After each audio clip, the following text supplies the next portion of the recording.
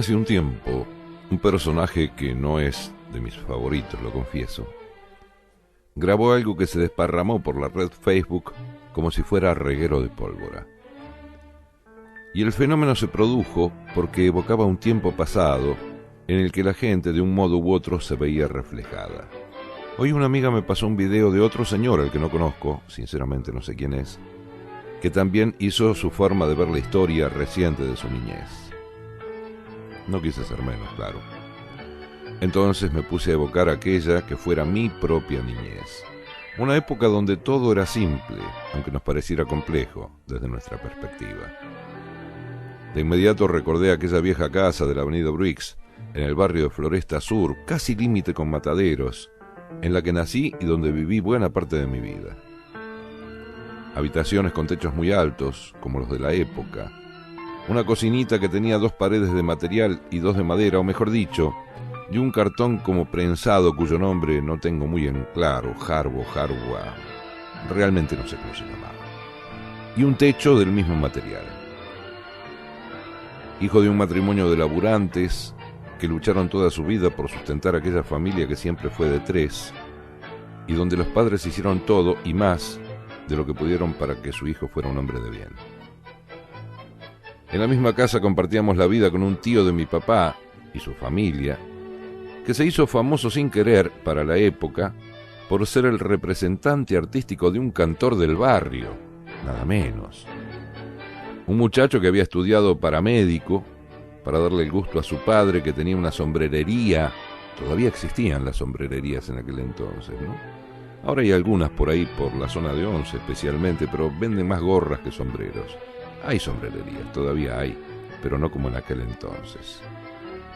Decía que su papá tenía la sombrerería en la esquina de la avenida Juan Bautista Alberdi y Damaso Larrañaga, justo enfrente al negocio de artículos para el hogar de otros 2 de mis tíos abuelos. Al joven le gustaba el tango, y de corazón, por lo que luego de alcanzar aquel título que llenó las aspiraciones del padre, se volcó de lleno a cantar. Vivía más tiempo en mi casa que en la suya, y sus amigos cantores también, cuando no lo encontraban en su casa, venían a buscarlo a la mía, y se armaba una mateada de aquellas. El cantor del que hablo se llamaba Alberto Salvador de Luca, aunque la fama lo llevó a conocer como Alberto Castillo. Y entre sus amigos estaban el Tata Floreal Ruiz, Carlos Dante, Alberto Echagüe y otros que no vienen a mi memoria, y a los que a veces se sumaba un ex compañero de colimba de mi viejo que se llamaba Ferrari de apellido, aunque no recuerdo su nombre de pila. Creo que era Oscar Ferrari. Sí, Oscar Ferrari. Un barrio como tantos, de aquella época donde se mezclaban los tanos con los gallegos, y que cada fin de año era una fiesta, donde el lugar de nacimiento de cada uno no importaba. Se sacaban las mesas a la calle y se compartía todo lo que hubiera en ellas. La panadería del barrio, las 7 esquinas, donde conocí en mi niñez la cuadra donde se hace el pan, porque mi abuelo era amigo del dueño. El bar Aragón, ya desaparecido, donde se jugaba billar y donde hasta llegué a jugar un poco, siendo ya más grande. La Escuela Provincia de La Pampa, también desaparecida, y donde funciona actualmente un centro de estudios del gobierno de la ciudad. Donde me enseñaron los primeros pasos en la educación de la mano del recordado libro UPA, en los primeros grados, claro, hasta el manual Capeluz en los grados más altos. Los carnavales, con su infaltable juego de agua por las tardes, y los corsos de UCA, Unión Comerciantes Alberdi, así se llamaba, era una agrupación de comerciantes que recorrían la avenida Alberdi desde Olivera, desde la avenida Olivera hasta Escalada, UCA. Bueno, ahí hacían los carnavales en una placita que estaba en Juan Bautista Alberdi y Perito Moreno, en aquel entonces. Actualmente pasa por sobre ese predio, que ya no es placita, la autopista Perito Moreno.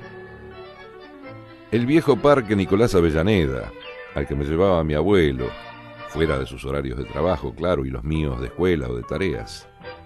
Su calecita, su trencito, su vieja casona, que siempre me llamó la atención, y su pileta cubierta, que yo en lo personal no llegué a conocer llena.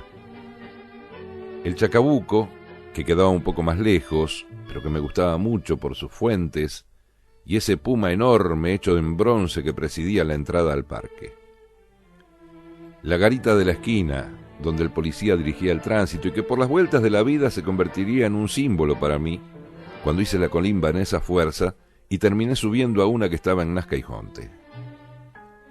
Los amigos del barrio, infaltables en mi relato, y reunidos en un nombre que fue el que siempre sentí como el mejor, por compartir todas nuestras travesuras juntos.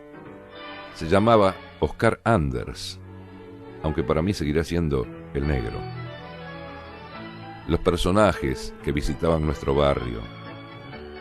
El lechero, Talarico se llamaba el lechero de mi barrio, Talarico, que primero pasaba arreando las vacas por la calle y que luego, ya un poco más moderno, nos alcanzaban la leche en un carromato donde traían aquel alimento en tachos sin refrigerar y sin que se cortara ni nos generara ninguna enfermedad aquella leche.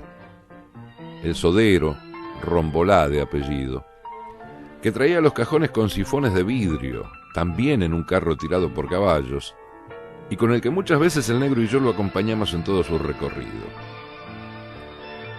El tranvía 48, que nos llevaba siempre a mi vieja y a mí hasta el policlínico de Segba, que estaba ahí en Humberto Primo y Defensa, sigue estando todavía el policlínico ahí, aunque ahora se llama de otro modo, y del que dependíamos porque mi viejo laburaba en la central Puerto Nuevo como obrero.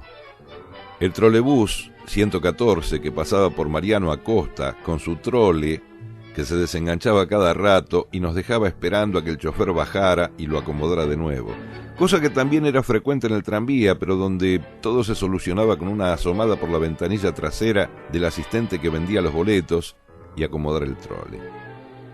El barquillero que nos vendía ruleta mediante los barquillos por los que hacíamos rabiar a la vieja para que nos lo comprara. O el organillero con sus cotorritas de la suerte que nos auguraba el futuro por unos pocos pesos. Una época donde nuestros entretenimientos pasaban muy lejos de los smartphones actuales y que se resumían en el trompo, el valero, que al valero comprado le hacíamos nuestras mañas, ¿no? Porque le metíamos tachas para hacerlo más lindo.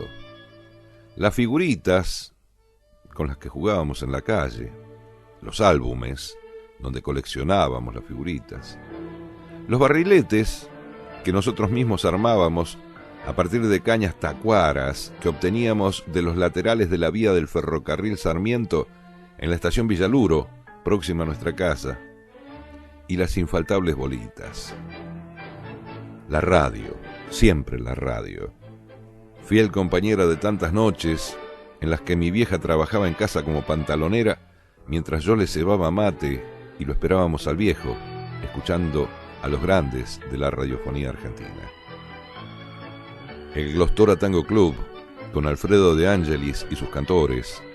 Qué familia rinsoberbia, con los primeros actores Blanquita Santos y Héctor Maselli. La voz inconfundible de aquel locutor mítico del LR1 Radio El Mundo, Héctor Laguna, que nos acercaba los panoramas de noticias. Las revistas de la época, encabezadas para nuestro tiempo por aquella infaltable Periquita. Con el advenimiento de la tele se sumaban las series que nos cautivaban, tales como Annie Oakley, El llanero solitario, El zorro y tantas más que ahora no acuden a mi memoria. Ya las revistas eran otras, claro, y una que no dejábamos de consultar, por más que recordábamos de memoria su contenido, era la vieja TV Guía, con la programación completa del viejo Canal 7, único por aquellos tiempos. Un tiempo y un lugar en el que, sin demasiadas pretensiones y con mucha imaginación, fuimos felices y criados como verdaderos hombres de bien por nuestros padres, a quienes les debemos lo mucho o poco que hayamos llegado a ser. Un momento de Buenos Aires donde nadie se preocupaba por la droga, los secuestros express o las violaciones seriales, sino que se podía vivir en armonía lejos de todo lo malo que hoy nos toca vivir. Quien recuerde alguna de estas cosas que cuento, seguramente también como yo lo harán con una sonrisa mezclada con algo de nostalgia, pero con la convicción de haber vivido, y de un modo diferente, con valores sobre todo, y con contención de la familia y de los vecinos, que después del colegio eran nuestra segunda familia.